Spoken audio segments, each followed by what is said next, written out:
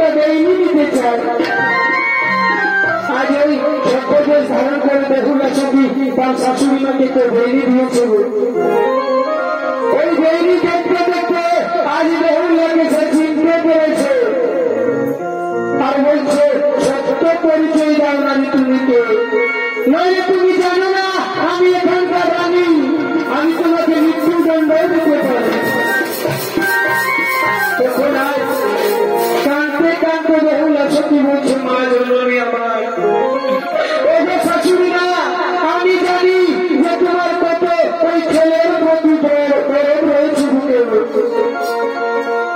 ওই গুস্তাপড়ে চাপড়ে কাঁদতে কাঁদতে যখন লোহার বাসে ধরে গিয়েছিল আমি প্রতিজ্ঞা করেছিলাম যে তোমার পুত্রকে আমি আবার ফিরিয়ে আনব। আমি এনেছি মা আমার শ্বশুর মশাইয়ের সমস্ত ধন রত্ন সম্পত্তি সহ আমি ফিরিয়ে এনেছিল। তখন সে সনকা দেবী বলছে কোথায় কোথায় আছে আমার পুত্র কোথায়?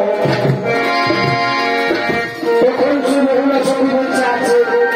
আমার শ্বশুর মশাই যদি মা মনসার পুজো করে তবেই তবে এখানে আসলে নাই তোমার কোনো মতেই আনবে না। শুধু দর্শন মন্ডলী সেই অহংকারী প্রাণ সেবা করে রাজার অহংকার আজকে চূর্ণ শেষ হয়ে গেল।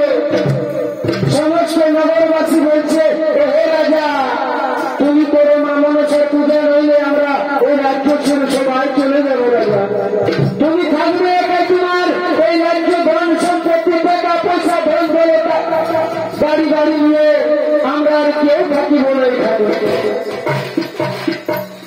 তার সনকা দেখিয়ে বলেছিল হে রাজা তুমি এরপরে কি তোমার মনসার পূজা করো রাজা।